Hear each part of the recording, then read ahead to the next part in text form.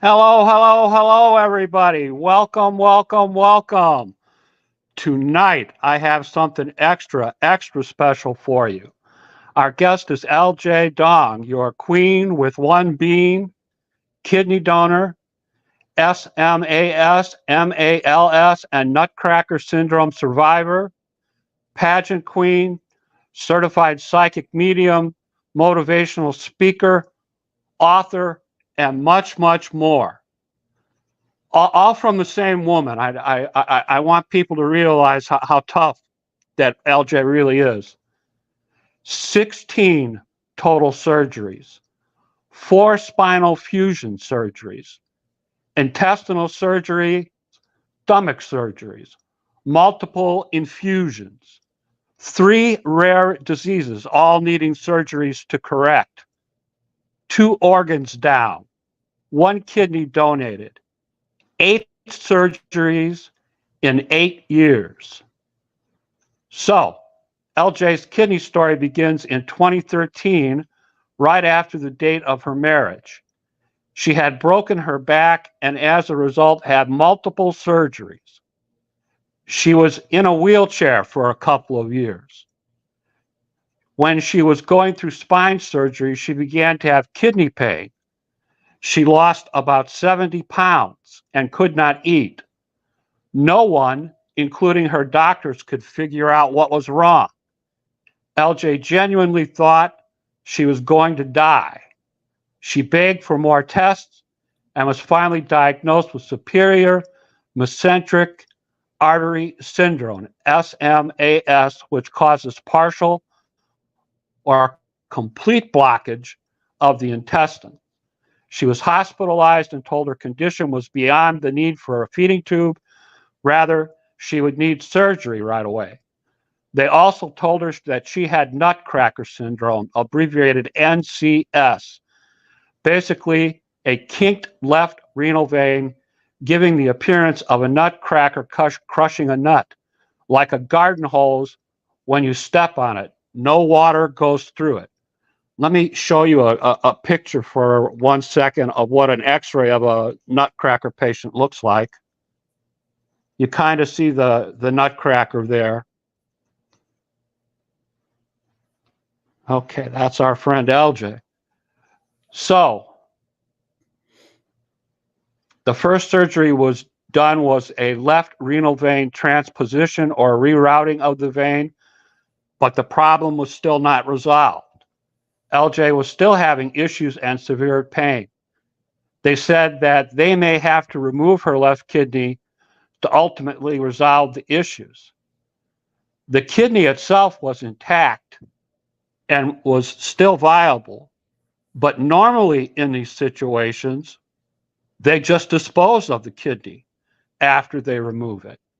LJ thought, quote, if I have to take the kidney out, how can I give it to someone? When she was in a wheelchair, she thought, quote, if I am able to walk and be healthy again, I am going to play it forward. This was my chance, unquote. She started to call transplant centers. And after one failed attempt, New York Presbyterian got her in for an appointment right away. Eventually, she spoke with a doctor. And after checking back 20 years, they discovered that no patient with nutcracker syndrome had ever donated. If LJ had not donated, as I said earlier, they would have just thrown her kidney in a bin. This was completely unacceptable to LJ. After testing and the left kidney was cleared, 4 weeks later, on April 5th, 2018, the left kidney was removed, a recipient was quickly found, and the newly transplanted kidney was working. LJ actually met her recipient before she was discharged. This donation, her donation, made medical history. Now, many more people with NCS have donated as a result of LJ sharing her story. In fact, just before we came on the air tonight, LJ was telling me that there is a new person that has this disease and possibly wishes to donate. LJ is in a 6,000 person NUTCRACKER syndrome support group that now donates as opposed to throwing away after that surgery. The more she tells her story, the more people donate. Her motto is, quote, she turns pain into power, pain into purpose. There is light in the darkness. I was going through something difficult and something beautiful came out of it, unquote.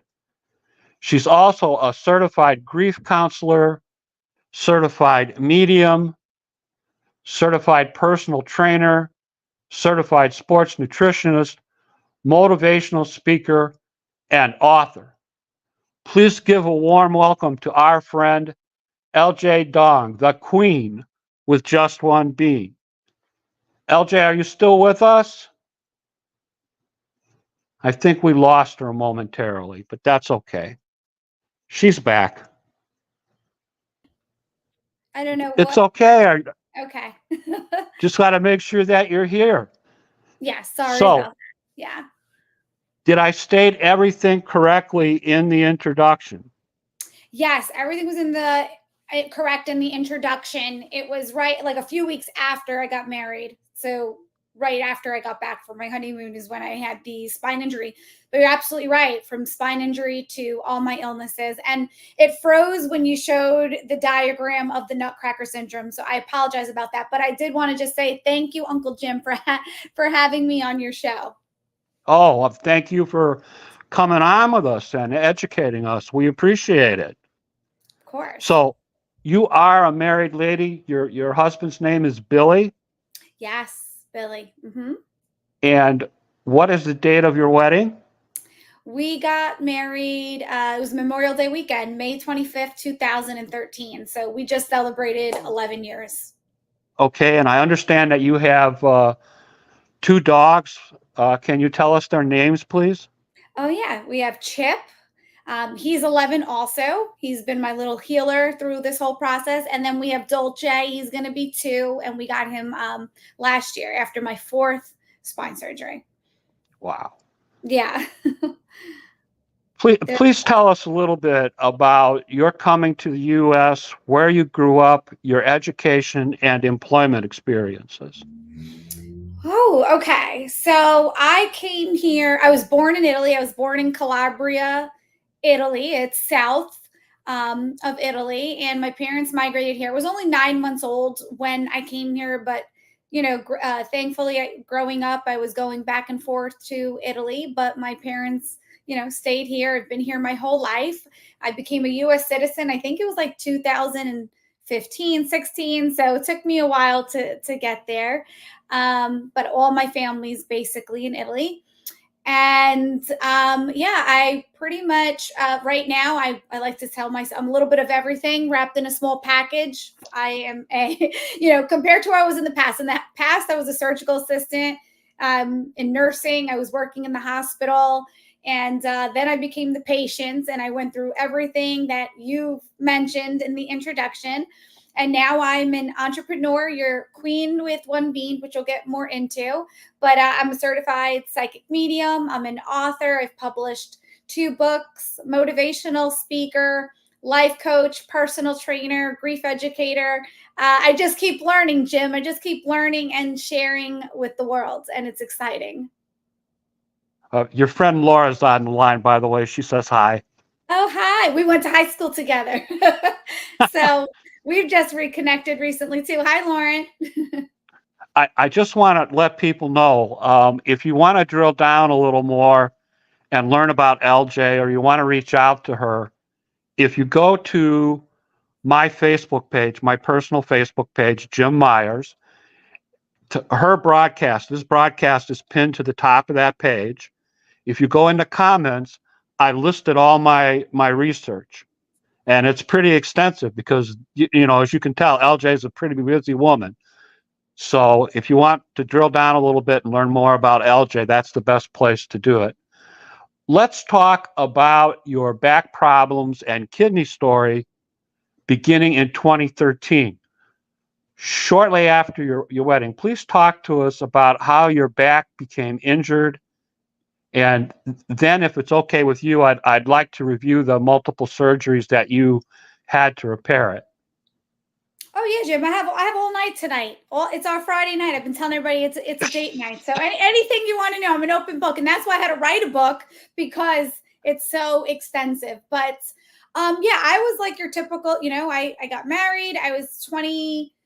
I think I got married. I was like 28 years old. We have this whole life plan to get married. I was going to have all these, kids, and, a whole different life. I used to work the night shift at the hospital. I used to work in the trauma in the operating room. So everything you saw on the news, what was coming to us. I was like just a completely different person. I used to smoke cigarettes, have caffeine, go to work. And, you just kind of get up and do the same thing over and over again. And I got married. We went on our honeymoon, beautiful honeymoon, Rome, Paris, you kind of living this little fairy tale. And I had an accident at work, and I broke my back, not expecting it. Who would think anything of it? But that phrase that goes, your life can change in a second, literally can just change like that. You could snap your finger. That's exactly what happened in an instant. My life changed. I just heard, I just knew it wasn't good. Tears were going down my face, and I had no feeling from the knee down into my foot. So I have the spine injury, and the next thing I know, I'm in a wheelchair for the next 2 years. I did have emergency spine surgery after the accident. And unfortunately, it didn't work. I don't know if the right way I had a spine fusion. I was in more pain when I woke up than when I was put under it, if that makes any sense. It's hard to believe. But after the first spine surgery, within like 2 weeks after that surgery, I was still in a wheelchair. So I didn't really understand what was happening. So at that point, we basically went all over New York to find one of the best spine surgeons. And it was hard because once you already have spine surgery, it's hard to find a spine surgeon who's like willing to touch you or willing to, the spine is a very delicate area. One mistake and you could be paralyzed. So we were just trying to find some answers as to why I was still in extreme pain and how to go about it. So I did need to have another spine fusion, and I did get better. Thankfully, I was able to go through rehabilitation and go through a huge process. So it wasn't until about 2 years that I was actually able to start using a walker and a cane and eventually start walking. But there was a point I didn't know if I would be walking again. I didn't know if I'd ever fly again. I didn't think anything was possible. So to sit in front of you today to say, hey, look at all the list of accomplishments, it's a big deal because I was bedridden. I don't remember a lot of my life after being married. I was heavily medicated. I was on oxycodone, morphine. You're just giving meds to try and find a solution to the pain.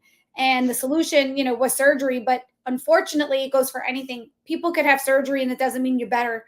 It doesn't mean that the problem is fixed. I still deal with chronic pain. But I do thank my spine surgeon, Dr. Demora at New York Spine Institute, who took a chance and redid my surgery. And things started looking up after that, even though I've had more spine surgery. I just recently not recently, coming up on 2 years since my 4th spine fusion. But it's an ongoing process, and the spine is a very, delicate area. And I will say, just to kind of get back to your question too, when I had the spine injury and I wasn't able to walk and I was in bed and crying every day, just medicated, I remember I used to say, if I could walk again, I'll pay it forward. I don't know how, but I'll pay it forward. And I would be, I don't know if you want to say the word, praying, pleading with the universe and God, like I will pay it forward. I just want to walk again. I just want to live my life. I want to be a wife, all the things that, we imagine. I always dreamt, am I ever going to get on a plane again?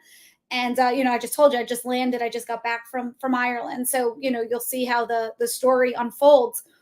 And I do remember saying that. So after these spine injuries, it kind of opened a door. Like sometimes I wish I could say it was a spine injury, had spine surgery, and that was it.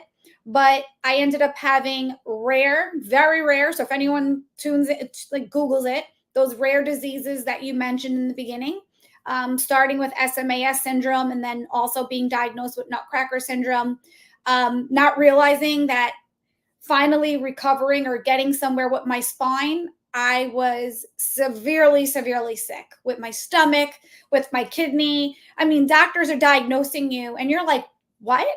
Like you're hearing it and you're like, how am I this sick? How did this even happen? I don't have the answers as to why it happened. Could it have been with all the surgeries with my spine? Could it have been that I was born that way and didn't show symptoms till later? I don't have a direct answer for you in terms of that. We don't really know. Just a rare gem, I guess you could say.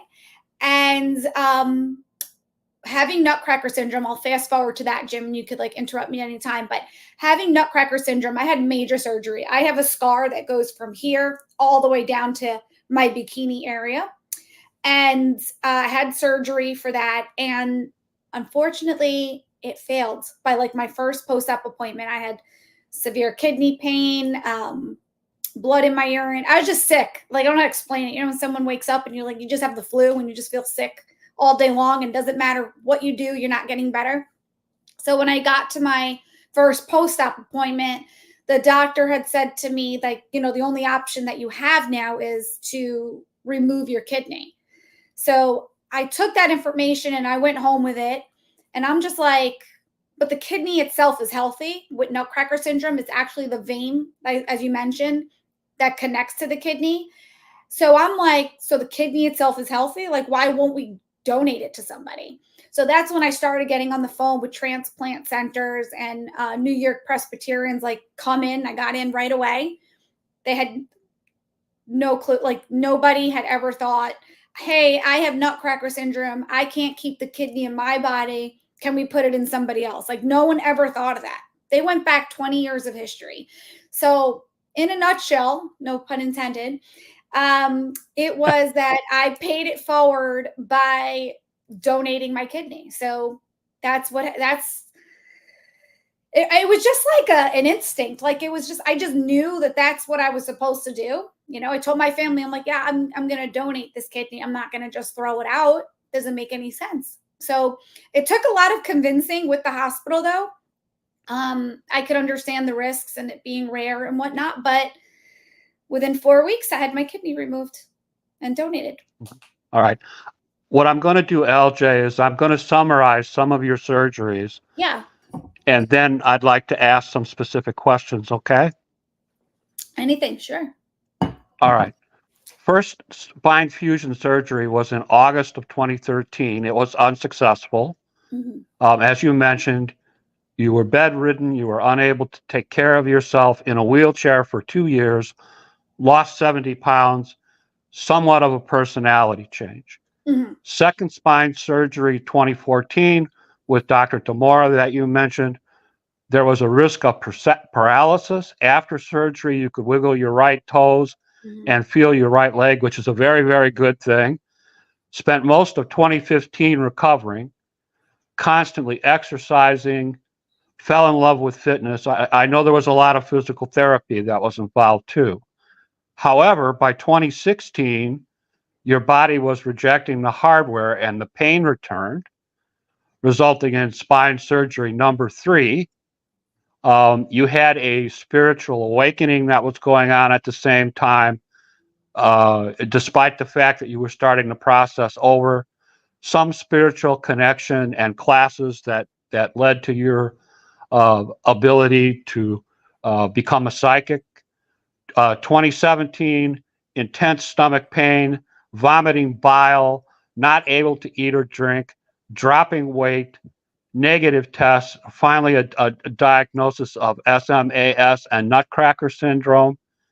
You had surgery number 4 for the SMAS, called a dual duodenal gystectomy success. Oh my God! It's a tongue tie, duodenogystectomy. Yeah, that's a tongue tie or whatever. Thank you. Surgery number 5, 4 months later, they operated for the Nutcracker syndrome. This was the replacement, replace surgery. It didn't take. Not a success. The kidney would have to be removed. I showed the picture earlier. I don't want to show it again because I'm afraid I'll lose you again. So that led to surgery number 6. The kidney was removed, transplanted into our friend Kelly Montoya, who has been on the waiting list or had been on the waiting list for 7 years. Surgery number 7 was a gallbladder removal. Surgery number 8, June 23rd, 2021. After the beginning of the LJ show, and we're going to talk about that, I promise. MAS, median arcuate ligament syndrome, not able to eat or sleep on protein shakes, IV infusion. You had surgery at Sanford, Connecticut with Dr. Shu. Wow. Have you had any additional surgery since that time? Because I have a total that you mentioned the other day of 16. Yeah. Total So surgeries. I had surgeries. Yeah, I sound like a textbook, right? It's like a textbook. So I had surgeries prior to getting married, which were a lot of, I've had GYN surgeries, I've had sinus surgery, tonsil surgery. So I've had like those surgeries since, even before my spine surgery started. And then since what you mentioned, yes, I had more spine surgery. I had more intestinal surgery. So my last surgery was the end of February 2023 was the last surgery. Knock on wood that I had. That was my last surgery. So yeah, I'm living it up this year, Uncle Jim. I'm living it up this year. I'm like 2024. I'm doing anything and everything that makes me feel good. So yes, my last surgery was 2023. So the most difficult period that I had up until recently was my spine surgery. My 4th spine fusion was November 2022, and 3 months later, because again, I was unable to eat and I had severe abdominal pain. 3 months later, I had more abdominal surgery, which brought me to 2023. So it was a lot dealing with that. So there's surgeries that aren't even listed because they were either old or they came after everything that hasn't been mentioned yet. So yeah, it's been a long journey. Well, just for the record, your Uncle Jim thinks you're one tough woman.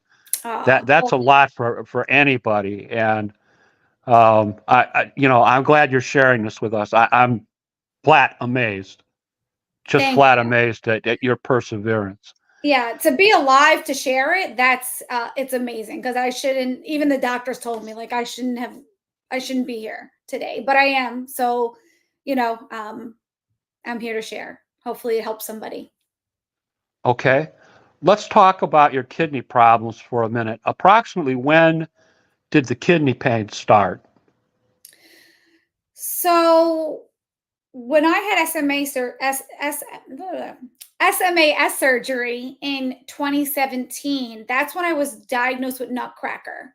And at the time, I didn't really think I didn't have kidney pain. I was dealing with abdominal pain. I had emergency surgery. That's when I had the duodenojejunectomy. I had emergency surgery. My parents were in Italy. They even had to fly home because they're like, we're bringing her into surgery immediately. Had I gone a day or two later to the hospital, I would not be alive. And at that time, I was diagnosed with nutcracker syndrome. What happened was, after my SMAS surgery, because first of all, they had done 3 at that hospital. Like, there really wasn't a doctor that was familiar. It's not something that people go in and they have surgery for all the time. So I think what happened was, after that surgery, I think that exacerbated the nutcracker syndrome because they're similar. So you're kind of fixing one. So now the other one kind of got worse. And it was probably within a month after that I started having nutcracker symptoms and then needing to find a vascular doctor. And that's what was hard. I was having SMAS surgery in June of 2017. My nutcracker syndrome was November 2017. So it was that fast. That's how fast the symptoms exacerbated and how fast surgery had to happen. Because what was weird was that my kidney was actually making new veins. That's how crazy the human body was. It was making new veins. And again, doctors like, we need to go in and we need to do surgery right away. So it was pretty quick in 2017, back-to-back surgeries. Okay. After the SMAS AS surgery and the nutcracker surgery. Can you please describe for us how long the treatment took until recovery, if at all? So honestly, I don't really feel like I had so from SMAS and having a major abdominal surgery, I had to like learn how to eat again. I mean, that alone was a year just to be able to get to liquids, to soft foods. So that was a year. And meanwhile, in the meantime, I was dealing with nutcracker syndrome recovery. I don't really feel I ever recovered because I was waiting to get to the next surgery, which was donation in April of 2018. So I feel like I never really recovered because I suffered greatly. It was a huge surgery. I remember waking up from the first kidney surgery that I had, having this huge incision. I had a huge bandage that went down my, abdomen. And I was almost in shock to see myself like cut open. Like it was a very odd way to see myself like that. And then to get to your post-op appointment and be like, oh, well, the surgery didn't work. And I was sick and in pain and back in bed. So I don't really feel I ever recovered until I got to kidney donation, got that kidney out. And then I feel like I finally got to recover. And that took several months. Okay. After the decision was made to remove the left kidney, I understand that you felt if the kidney was going to be removed, you would like to play it forward, as you put it. You would like to donate it. Mhm. Can you describe the process of making that decision for us? Yeah, I mean, it was a very easy decision for me. If me removed and it was healthy and it was going to help me and if it could save somebody, it was a no-brainer. I'm like, this is a win-win. I could get better. I understand the doctor's concerns in terms of, well, we don't know how this is going to work. We don't know what the risks are. We don't know if we're going to be able to transplant your kidney into somebody else. So I understand their questions. They did meet with the board, and what I was really happy about, I'm like, well, let's at least try. Like that was my theory. Like, let's try. You don't know unless we try. So I pushed for that. I went through the living donor test. I got in very quick because I was so sick that they got me in really quick. I did my living donor tests. And for anyone who's like not familiar, they make sure that your kidney function is well. So if they're taking the left kidney out, they want to make sure that you're okay with just your right kidney. So if someone's not familiar with donation. So once I did those tests and found out that my right kidney was strong and was going to be able to be, sustainable by taking the left one out, things moved quickly. And I want to say within 4 weeks, I donated. My match was quick. They had called me back in. I had 2 matches, and then they had me do more blood to see who would be the best match for my kidney. And we had the date of 4/5/18, and it also happened to be organ donation month. So again, no brainer, everything worked out. I went to into surgery that morning, and my surgeon just like, listen, I don't know if this is going to work. I don't know if it was the intuitive in me, but I'm like, it's happening. We're doing it.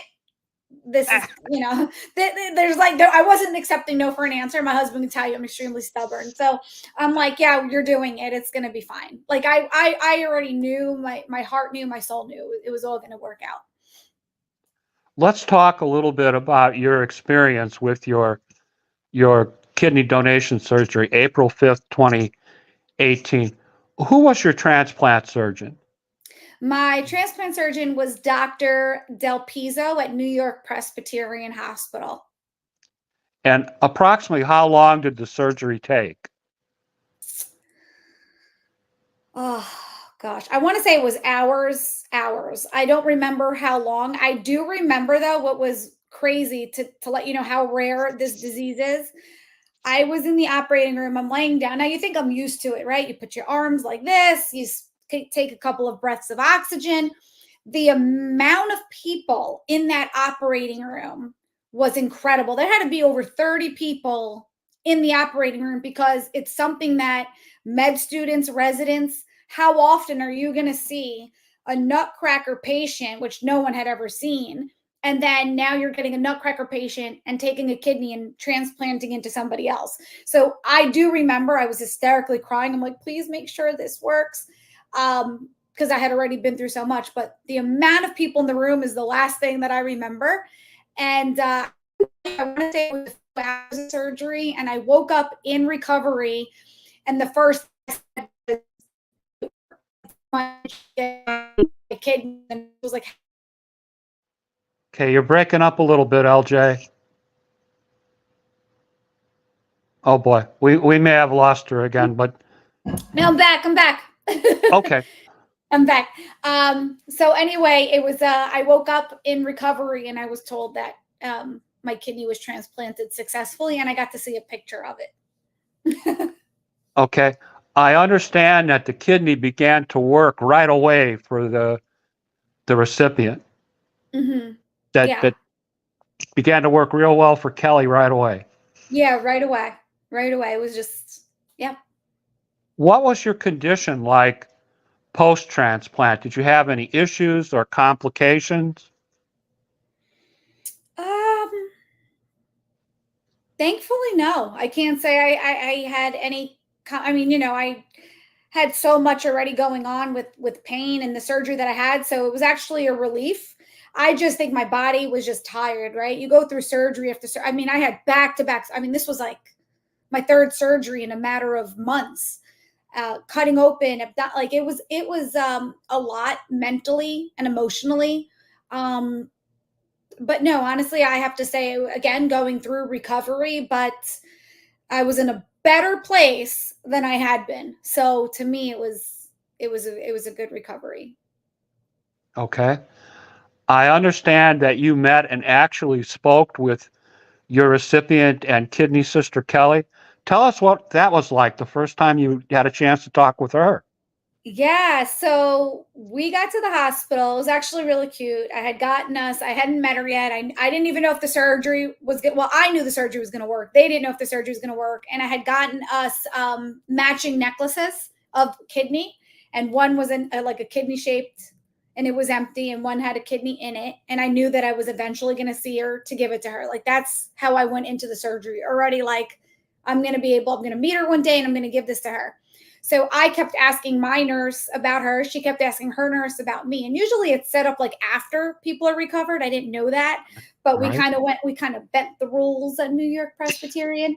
And I was getting discharged and they said, okay, we'll take you down to see her. Cause I like couldn't stop asking. And so my husband wheeled me down.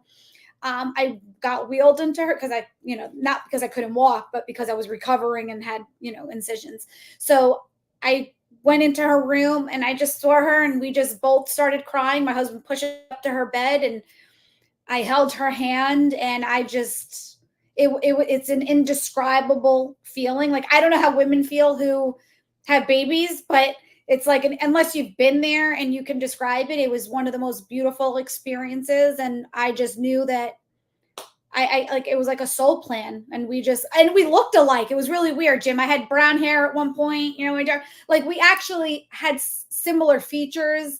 We were both young females. Like we looked alike and we just felt super connected after that. And it was just a indescribable, beautiful day that we got to meet. Okay. Not only that, but they looked back 20 years and couldn't find another kidney donation after a nutcracker surgery. So your donation made medical history. Can you please tell us how you feel about that? I think it's awesome.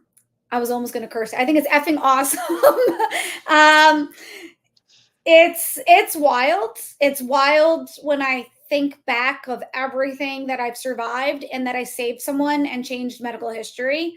So I wish it had been, I don't know if I wish I had been done sooner. I mean, I'm just glad that I was able to change that, because when you go through so much pain and I could sit here in front of you and now talk about the purpose and the positivity that came from it, it's truly like miraculous, really. The whole process, being able to walk again, being able to donate a kidney, it's just it's great. And I hope and like people like you having shows and raising awareness and advocates, and just know that we could keep getting the word out and saving not only nutcracker patients, but saving people that are on dialysis. I mean, it's it's really, yeah, it's changed medical history. And I think there's so much more. And I have so many wonderful ideas that hopefully can only improve the future. Right, right. So would it be fair for me to say that your experience as a kidney donor was a positive experience? 1000%. Yeah. Let's talk about some of the ways that you have shared your story. I mentioned in the introduction that I saw the video the other day with the National Kidney Registry where you were sharing your story. So can you tell us a little bit about your experience with the NKR? Yeah. So I've just, since donating, it just became like this, I don't know, a passion, like, oh, we should help more people and save more people. And if I talk about it, and my story started just getting out, and, I'm an ambassador with UNOS, and I do a lot with Donate Life. And then, it's kind of like how, I heard about you and you referred me to somebody else. And it's just this kind of kindness that just keeps on spreading. And I've just been doing some podcasts and articles, and it's intriguing to know that there's someone with a disease like mine that can treat somebody else and treat themselves in the process. Like, it's hard to, right? Isn't it hard to kind of think about that? Like, someone being sick, I get it. The mission is take care of yourself and feel better. But there's a way where us nutcrackers can feel better and help other people. So that's kind of what I'm doing, whether it's with the NKR or the National Kidney Foundation, like all these organizations, in terms of there's other ways that we can get kidneys or get organs for people. Okay. And in case my friend Kent is watching, I want you to know, Kent, thumbs up. So there'll be more podcasts, my friends. Pageants. I know when you do these pageants every time, and I'm going to ask you more about that, so don't worry, okay? Mm-hmm. But specifically about the pageants, they always ask you to talk about why you're doing these things and your motivation, etc. I understand that when you do a pageant, you also talk about your experiences with kidney donation. Absolutely. So with pageantry, hence this is the crown, because I won, and I know we'll talk about it later, but I won in November. I'm your American Miss 2024. With pageantry, there's, all these women are incredible, and we come with a platform. We come with a mission. We come with a way to empower other people. So my platform, which is close to my heart, or I like to say kidney, is organ donation. So having a platform, going out, doing community service, doing, podcasts and interviews, and going out there and raising awareness, that is my platform. And pageantry kind of gives you that more of a go ahead, and I get to share it with all the people I get to meet. There's interview process during pageantry, and I get to share a piece of that as well. So for sure, it definitely has helped my mission grow. Okay. And you're part of an NCS support group. You've actually helped other Nutcracker patients donate a kidney as opposed to having it thrown in a bin someplace. Mm-hmm. Yeah. So there's about over 6,000 Nutcracker syndrome warriors in the support group at this time. And I share the podcast that I'm on. I share, my story and articles and research, and let people know that this is what I've been through. And, because someone might get diagnosed tomorrow and they don't know who LJ the medium or the queen with one bean is. So you have to keep sharing, because there's always going to be new people and new diagnoses.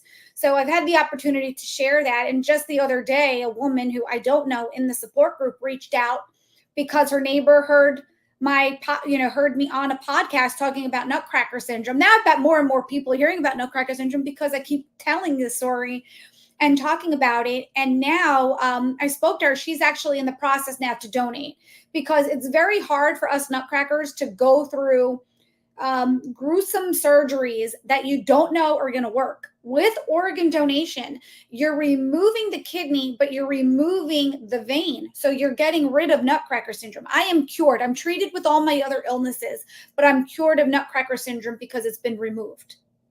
And that's what's incredible. Okay. And I also want people to know, and I'm going to ask more about this in a minute, but I want people to know that you started your own show, the LJ show that premiered on November 14th, 2020. That is yet another way that you have shared your story in the past, correct? Yes, that was one of the most monumental or milestones in my life. Was, I know we'll talk about it, but was I had an opportunity to have my own TV show called The LJ Show. It was national television on Z Living. And I got to share my story, but I also got to have incredible guests on the show who also had amazing stories as well. And we get to hear about it, because that's kind of what I like to do, Jim, is have a platform where I get to share my story, but we all, like your platform right now and having the show and having me on. That's what we're doing, helping each other share each other's story and learn something new and feel inspired and pass that on. So the LJ show, people got to know me and my illnesses, and they got to meet all these amazing guests that I had also. And it was pretty spectacular. If I didn't get sick, we'd probably, I don't even know what season we would be on right now, but we'll see what happens in the future. Okay. Let's talk about what I am referring to as your entrepreneurial endeavors. I noticed recently that you became a certified grief counselor. Can you tell us a little bit about that? Yeah, absolutely. I got to study under, I had this opportunity to study under David Kessler. He's a grief expert. And being a psychic medium, I connect with clients every day who've lost their loved ones. And I think part of when someone comes, you know, some people want to know about their past, their present, their future. Then there's people who really want to connect with their deceased loved ones and bringing that through to feel healing, to feel their presence through, you know, evidence of what they looked like or what they wore, their personality.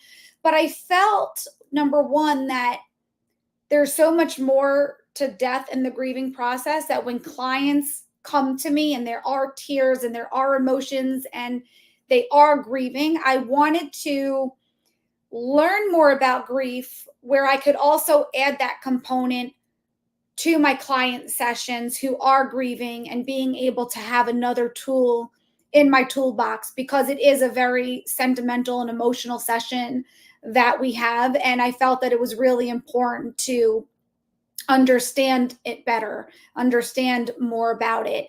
And I hope, well, eventually in the fall, I'll be facilitating some support groups around grief as well. But I did want to add to it because most of the clients that come to me are grieving. And even if they lost someone that was 20 years ago, they're still grieving. So there's always grief. And I wanted to really deepen that connection.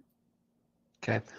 Talk to us about you're becoming a certified medium, a psychic. How did that happen, and what's it like?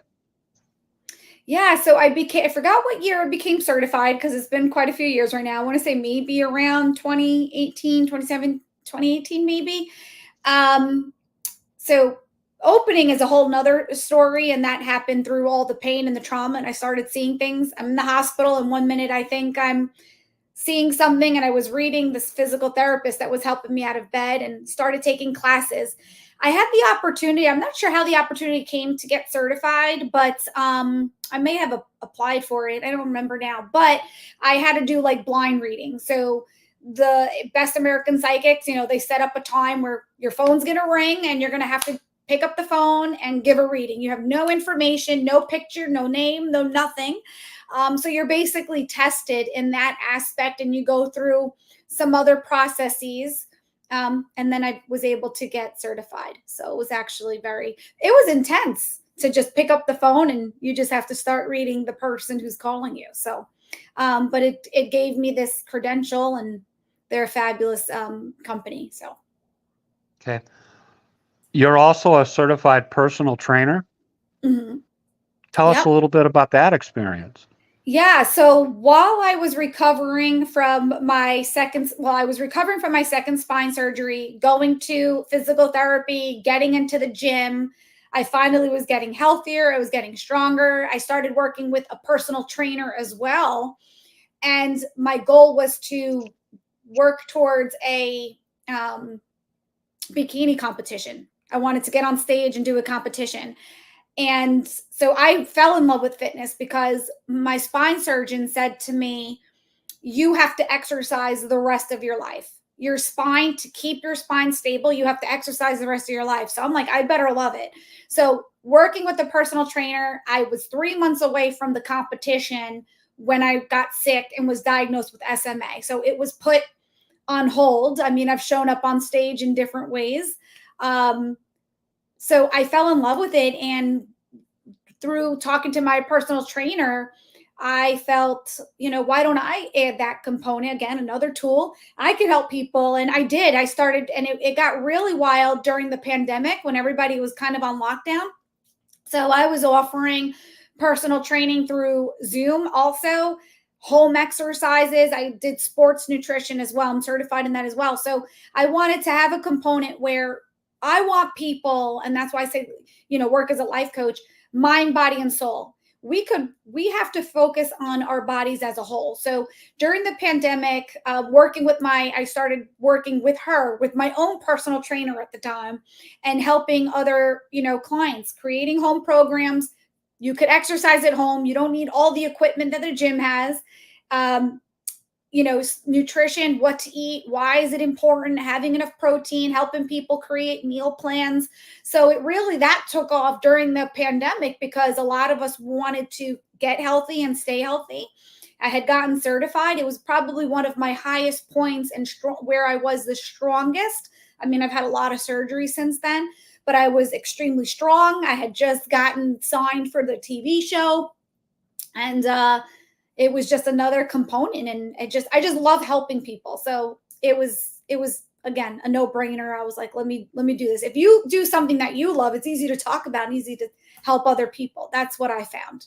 So You're also a motivational speaker and a fundraiser. Can you tell us a little bit about your experiences with that? Yeah, so I get hired to be a motivational speaker. You want someone to pump you up and cheer you up. I'm your gal. So it all began by getting, I guess, I don't know if the right word is like word of mouth, knowing that I had this story, knowing that I was a speaker and a motivational speaker. So it started off that I started speaking at colleges, and then one college hears about you, and then another college calls you and says, oh, hey, I heard you speaking at this same as podcast, right? And it started off speaking at colleges, and then it grew to libraries, going to libraries. And then I want to say it was a year or two ago, I started getting hired, like when you go to an event and expos and like at a hotel, and there's spiritual expos and all of that, and you could go see any speaker you want. So then I started getting hired to speak at expos. And before I do it, I do a lot of fundraisers for all different charities, not just organ donation, but anything that anyone needs more awareness for. And I get to go, and what I kind of did was kind of combined both. So I'll speak and share my story, share inspiration, pump people up to be excited about their own life. And then I would do readings at the end of that. So I kind of did like that mediumship twist, go out there, be a speaker, share your story. And people love readings, I learned. So, and then I would add readings to it. And again, just by word of mouth and getting out there and sharing. Okay. You've also authored a couple of books. Can you tell us about your experiences with that? And just so folks know, the link to the second book on Amazon is scrolling across your screen as we speak. And if you go, no, you're welcome. And if you go to the comments on the broadcast on my personal page, the links to purchase these books are there. So if you're interested in buying the books or just checking them out, you have the links. And if you can't write fast enough, why my banner is going by, don't worry about it, because we got you covered. LJ, go ahead. Tell us about your books. All right. Well, thank you for that. I'm like, man, I've been busy. Like I'm waiting for your next question. I'm like, oh my gosh, we're still talking about me. And also, if you don't mind, my website, ljthemedium.com, has all the links to everything as well too. So they'll find us. So yeah, my first book, I'm so happy that I did. When I was going through a lot, a lot of my surgeries and stuff, the one thing that people do is like, oh, here, journal, write. And I remember my husband was like, you want to write about this because you don't want to forget it, because you're going to want to remember this in the future. And I'm glad I did, because sometimes I read a lot of the things that I wrote, like in journals, for example, and being where my headspace was at the time on medication.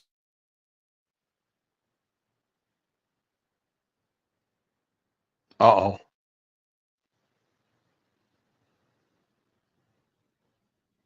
It's okay. We've got LJ a little frozen, but she'll be back. LJ, are you there? Any rate, first book is called the Spirit of Hope. It's about the issue she had with her gallbladder. For the first book. The second book is called Think Like a Medium, Act Like a Warrior. That's available on Amazon. That book was written during the pandemic. And as I said, the link is scrolling across the screen as we speak. Is happening tonight. So Well, I take responsibility for it, and I'm sorry. Why? Because it's my show, and I'm supposed to make sure my guests are comfortable. I'm great. I'm awesome. Okay. Great. Talk to us about book number 2. Going back, I'm glad that I wrote a lot. So I encourage people who are watching to document your journey. I'm not saying you have to sit down and journal every day, but if there was something that you remember from your past or something that like affected you, I encourage to write it down, because one day you're going to look back and go, wow, look what I've overcome. So a lot of book one, is my memoir, and I write about my journey of being sick, my injury, but also taking you through my awakening and opening up my abilities and becoming a medium as well too. So I just love that, because I go deep into everything that I've been through. So when people read it, it's called The Spirit of Hope.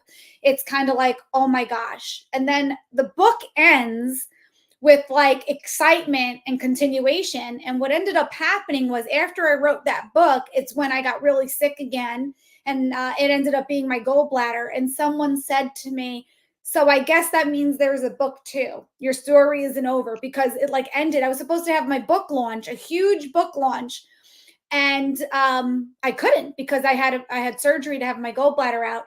So I had a small book launch in the backyard. I still had a DJ. I made it beautiful anyway. I was recovering, and someone said, I guess there's a book 2. So they weren't wrong. My story continued, and I wrote my second book, Think Like a Medium, Act Like a Warrior. And I really wanted people to hear the stories of clients that I read for, the beautiful connections that we have here, but also in the spirit world.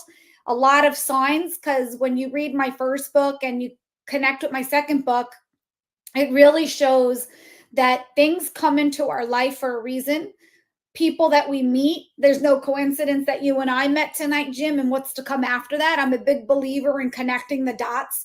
And I really feel that my second book, one, lets you see how you could be in pain, but you can find your purpose, meaning I was everything that I was going through, but meanwhile, look at all the things that unfolded. And also getting into the head of a medium, because a lot of questions I get are about being a medium. Well, how do you get information, and how does spirit come through, and all of that. So I kind of go deeper into that as well.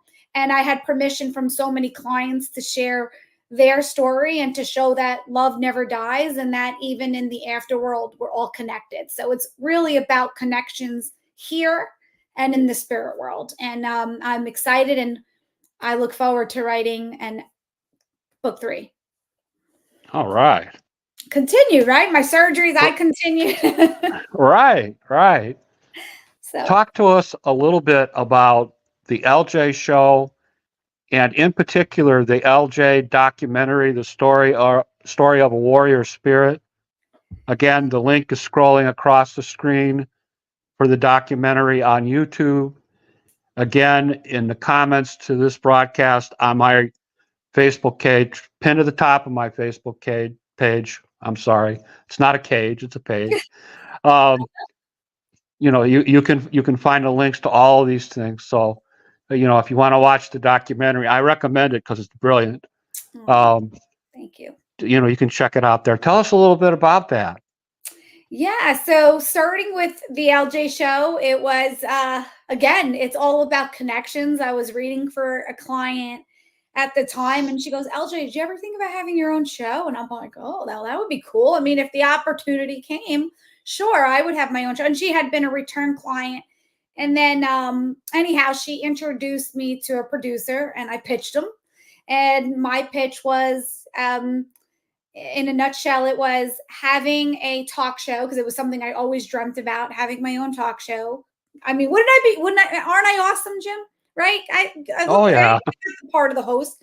So it was having my own talk show and also having a mediumship twist. So what I wanted to do was have guests with incredible stories, like you're interviewing people. That's exactly what I was doing. People with incredible stories. We had such a blast. And there were different segments on the show. Ask LJ. We had a giveaway. And meanwhile, this is in the midst of a pandemic, pretty much. This was really crazy. We were still wearing masks, taking temperatures to get in. But it was what we needed during the pandemic. I felt like the timing of it, like we needed inspiration on TV. We needed to hear these hopeful stories. So I got to interview incredible people. It was just such a blast, time of my life. I really enjoyed filming. I enjoyed the glam. I enjoyed the clothes, the limo, everything that it looks like it is. It's just a lot of work. And it was amazing. And I was on my, I don't know what they call it, your high road, your high point.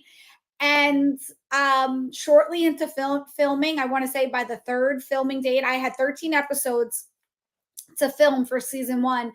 And by the third one, I was like, this isn't happening. My stomach was killing me. I could not eat. And I'm thinking, oh my God, is it SMA again? Right? Because that's treated, not cured.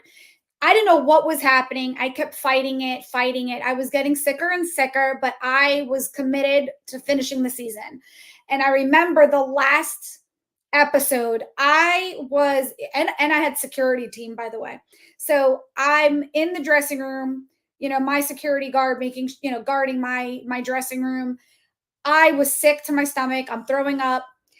Next thing I know, it's like, they're like, it's the last show. Like, you just have to finish this episode. And and then I'm like, I'll go get all my testing done. So I was really sick. They call your name. Here comes LJ. I go on. I have a live audience, sold out live audience for every episode, first of all. And I walk out and I have a smile on my face. I finished filming. Nobody knew how sick I was. I didn't know how sick I was. And I start going through all of these tests, and nobody knew what was wrong because my SMA wasn't an issue, right? My gallbladder was out. So they're like, now what the hell's going on with this girl? And it turned out that I was diagnosed with median arcuate ligament syndrome. So the artery that sends blood to your organs or feeds your digestive system. I went 7 months with no food. By the time I found out what was wrong with me to having surgery at Stanford Hospital was 7 months. So I could not continue the show as sick as I was. If you watch the show, some people like, oh, now that I mention it, and they'll go back and watch it. All the reruns are on YouTube. I mean, I became like under 90 pounds by that point. I mean, I was just getting sicker and sicker. So I had the time of my life. And it's hard to reflect back on that because at the same time, I was also fighting for my life. So it was really, it was an interesting time. It was a really interesting time. But I pray and hope that, my goal is you have to get healthy. And, hopefully one day there'll be another season when the time is right and the opportunity comes back. All right. Let's talk a little bit about your modeling experiences. I don't know if people realize this, but you're actually a title winner. Yes. So exactly. So I am a title winner for American Miss Pageant, which I won in November. My first pageant is what my first pageant. I won my first pageant in November, which was incredible. It was something that I always wanted to do, visualizing myself, walking on stage, doing a competition, having a platform. And it was just an amazing, AMP is amazing. I mean, they're all about compassion and kindness. And I felt like my goals aligned with them. So I said, you know what? I'm going to go ahead and compete for this. So I got to go to Portland, Maine. It was really cold, but I went in November. It's beautiful though. And I competed, and that was with the pageant, and I won. And here I am with my crown. And for modeling, yeah. So being a pageant queen opened up doors where I got to model in New York Fashion Week. I recently was signed with a modeling agent, and I'm doing some modeling jobs. And then I also got to compete in Universal Petite as Mrs. Italy just a few weeks ago. I came second runner-up and won the Spirit Award. So having this crown symbolizes healing and health for me. But also it opened up doors to all these opportunities that I wouldn't have thought would come about. And what's interesting too is in my elementary school yearbook, Jim. So it was like fifth grade yearbook. And it says my name, and then it says like, what do you want to be when you grow up? And it actually says model. So intuitively, I knew as a little girl that I would eventually get into the modeling, 38 years old. But hey, it's never too late to follow your dreams, right? Right. Right. Talk to us about what's going to happen in the future in terms of your kidney advocacy, events, your entrepreneurial efforts. What's new, different, and exciting that we should be looking for? So for the kidney part, I have a lot of ideas and goals, and hopefully everything will unfold one day. But I would love to have a registry for Nutcracker syndrome where if someone is diagnosed, and let's just say they're in Indiana where you are, Jim, they go, hey, I was diagnosed with Nutcracker syndrome and maybe I want to donate my kidney, where can I go for that? And perhaps there'd be a registry where Jim can go and click and say, hey, you know what? Look, New York Presbyterian does kidney donations for people with Nutcracker, or, the woman after me donated in Washington. And, maybe, so I would love for people to know more about it, but where do you go from here? Because when I was first diagnosed, I did not know where to go. They gave me a transplant hospital, but not that there was anyone with expertise in Nutcracker syndrome. So I think if I keep raising awareness and can hit all these different states, and now Indiana and who you share it with is going to hear about it. So, I think the more I keep sharing, I think one day I can create or have the help of somebody to create a registry where when someone is diagnosed, that they know that kidney donation is an option and they know where to go and they could get started on the process so they don't have to suffer as long as I did. And I have one more pageant coming up as well too. I'm going to be going for United States of America title in June. In August, I can't believe it. I'm losing track of time here. June was the other pageant I was in. I'm going to be doing that. So I didn't make that announcement yet. So the first announcement is on your show, Jim. So I'm excited to do that. A lot of mediumship events, workshops coming up. Everything will be on my website. Everything will be on my social media platform. And I'm excited. Traveling. I'm going to be doing some more traveling as well. Something that I've always wanted to do. And as long as I'm healthy and standing, I'm going to go. And in November, I'll be back in Maine to give the crown to the next queen and see what she's going to do. So right now, just kind of living it up and trying to enjoy each day. Excellent. Excellent. Before we end our broadcast, I always give my guests a chance to make a final statement, something meaningful to them that would be meaningful to our audience. Do you have any final statement you would like to make to our audience before we conclude the broadcast this evening? Absolutely. I want to conclude with what I always conclude with, which is my motto, and it's actually behind me. So I don't know if you could see it. Let me see if I go this way. It says the best is yet to come. So I say I have it tattooed on me. It's the last sentence in my book. And it's something that I share with people because I truly believe no matter what you're going through, if you're watching this right now and you're going through a difficult time and you're like, I don't know what to do. I don't know where I'm going to end up. I don't know how things are going to go. I want to tell you to take a deep breath. I want you to trust that everything that's happening to you is happening for you. And, I encourage people to not give up because I know that's the easier option. But I hope after hearing my story or, learning a little bit more that you trust that there's a light in the darkness. And I do believe that some of our best days haven't happened yet because I was in bed, I was bedridden, I was in a wheelchair. There's no way at that moment that I thought I was going to be traveling around the world, reaching people around the world, be a queen, be a model, be a TV host, be everything that I am. If someone told me that when I was in bed, I'd say they were crazy.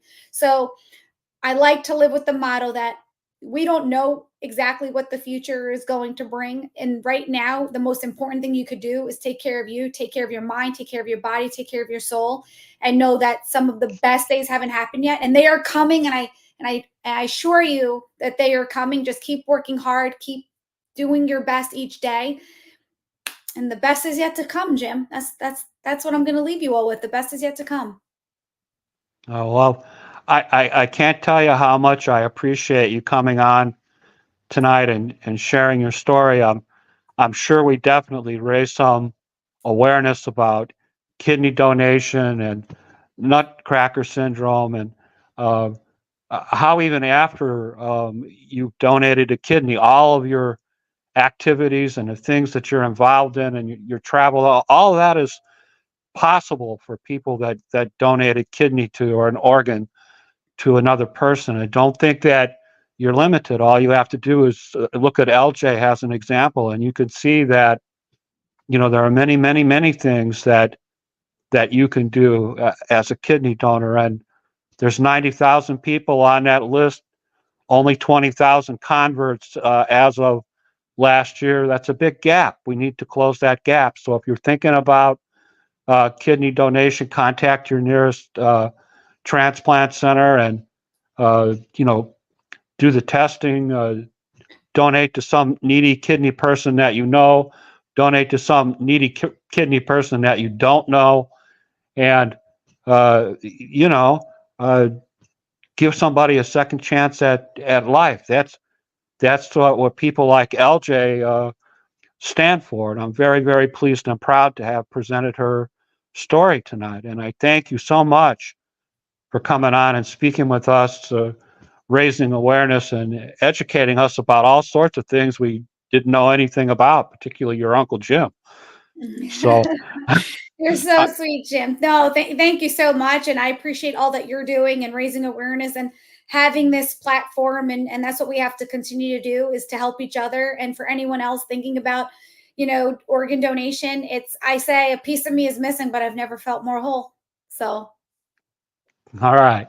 Well, LJ, I'm going to let you go. I have a couple of things to button up with our audience, but I've kept you over an hour, and Okay. I know your time is valuable. But again, thank you so very, very much for coming on and sharing your story. And I will follow through. I'll contact my buddy Kent and let him know that you're interested in doing a podcast with him. So something else to look forward to, my friends. Thank you. Excited. Thank you so much, Jim. Appreciate it. Have a wonderful night. Thank you. You too. Take care. Thank you. All Bye. right, everybody. That is our broadcast for this evening. Next week on Friday, we're starting a little early. I think it's 2:00 in the afternoon. The young lady that I'm speaking to is from London. She is seeking a kidney transplant. So that ought to be interesting. We'll talk about the differences between the rules here in the United States and the rules in the United Kingdom. So you don't want to miss that. And I thank everybody for coming on tonight and checking us out. By the way, LJ, great views tonight. Big numbers. Big numbers. Oh, that's great. And I can't wait to share the replay too. Thank you. That's wonderful to hear. Yeah, I'll have that ready for you about an hour after the broadcast. So,